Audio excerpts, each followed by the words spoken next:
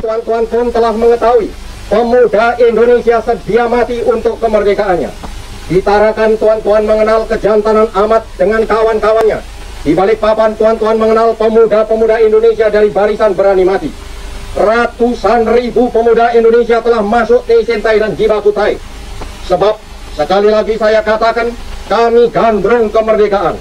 Semboyan kami ialah merdeka atau mati.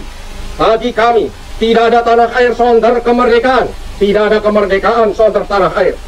Kalau tuan-tuan menyerang kami dengan pedang dan bom dan beril dan meriam, maka kami akan melawan mati-matian, berkelahi mati-matian. Dan yakinlah, tuan-tuan tidak dapat mematahkan kami. Kami pasti dibantu Tuhan. Kami pasti akan merdeka.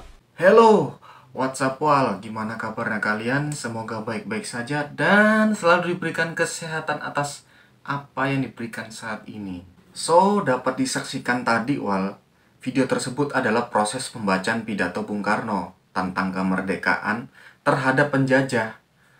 Dan itu hanya sebagian kecil aja wal. Masih banyak terdapat bukti-bukti lain.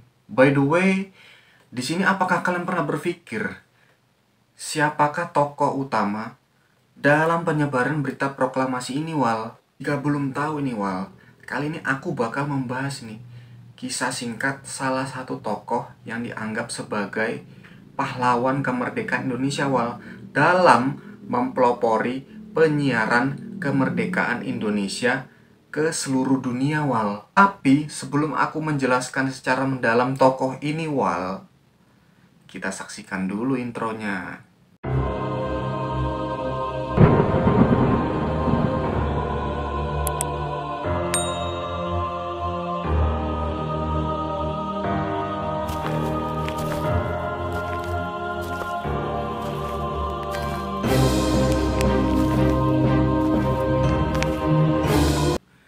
Adalah Muhammad Yusuf Ronodipuro, lahir di Salatiga, Jawa Tengah, 30 September 1919. Memiliki istri bernama Siti Fatimah Rasad. Dari hasil pernikahan tersebut dikaruniai 3 orang anak, bernama Darmawan, Irawan, dan Fatmi.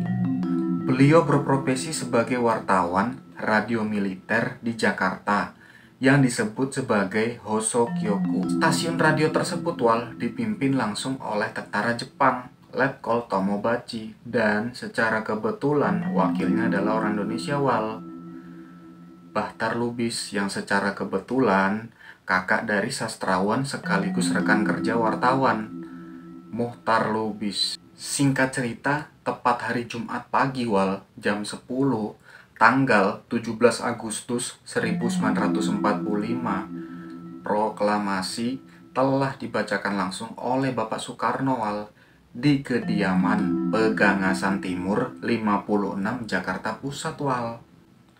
Tapi wal, setelah pembacaan proklamasi tersebut, Pak Yusuf belum mengetahui hal tersebut wal.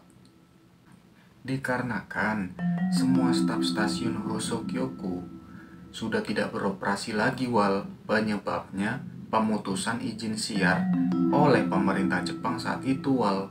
Tapi secara mengejutkan wal, datang dari seseorang yang sangat ingin bertemu dengan Pak Yusuf wal, bernama Syahrudin, dengan membawa selembar surat yang diberikan langsung oleh Pak Adam Malik yang saat itu berprofesi sebagai jurnalis.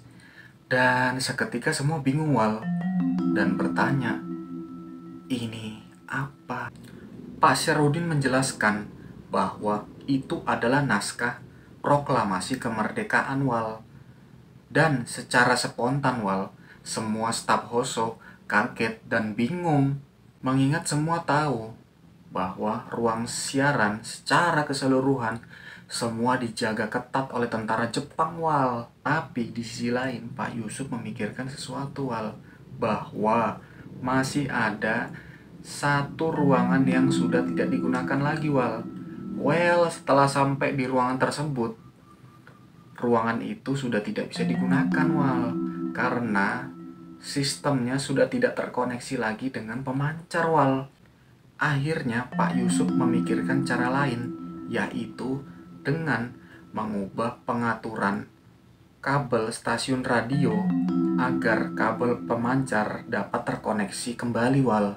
Singkat cerita, setelah semua dirasa siap wal, tepat pukul 19, Pak Yusuf segera membacakan ulang proklamasi kemerdekaan melalui siaran mancanegara ke seluruh dunia wal.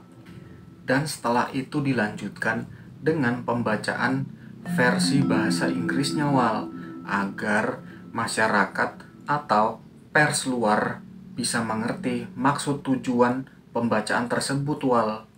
Dilansir dari beberapa media, dijelaskan bahwa setelah insiden tersebut sepanjang perjalanan cukup mencekam dan tentara Jepang semuanya bersiap siaga, terutama lokasi tempat yang didatangi Pak Yusuf tadi wal. Menurut sejarawan Rudy Hussein menyebutkan jika Pak Yusuf sempat bakal dihukum pancung wal. Tapi di sisi lain, para petinggi Hosokyoku dari kalangan sipil membela mati-matian wal, sampai akhirnya para penjajah Jepang hanya memberikan hukuman disiplin wal. Nah, terdapat momen epik ini wal, yaitu pada saat sebelum penangkapan Pak Yusuf, tentara Jepang memaksa Pak Yusuf menurunkan bendera merah putih di kantor RRI. Tapi dengan sigap dan dengan tegas Pak Yusuf menolak wal. Terlepas itu semua, siksaan fisik tidak dapat dihindarkan wal. Dan singkat cerita, Pak Yusuf menjelaskan wal, setelah insiden tersebut, semua wajah dan badannya Pak Yusuf hancur semua. Bahkan sampai tua sekalipun, Pak Yusuf tidak bisa berjalan normal wal. Dan setelah insiden tersebut wal, tepatnya tanggal 11 September 1945 bersama Dr. Abdurrahman Saleh mendirikan RRI, Radio Republik Indonesia, yang menjadi cikal bakal radio pertama di Indonesia yang memiliki slogan "Sekali di udara, tetap di udara". Dan saat menduduki direktur RRI pada 1950, nah, Pak Yusuf ini berkoordinasi wal dengan Bung Karno agar mau membacakan ulang proklamasi kemerdekaan dan direkam supaya masyarakat Indonesia tahu wal perjuangan bangsa negara Indonesia. Dan bisa kita saksikan sendiri wal videonya. Proklamasi. Kami, bangsa Indonesia, dengan ini menyatakan kemerdekaan Indonesia.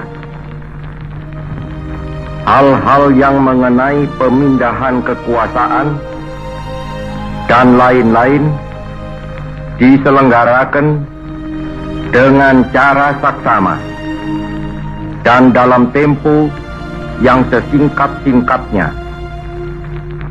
Jakarta, 17 Agustus 1945, atas nama bangsa Indonesia, Soekarno, Hatta.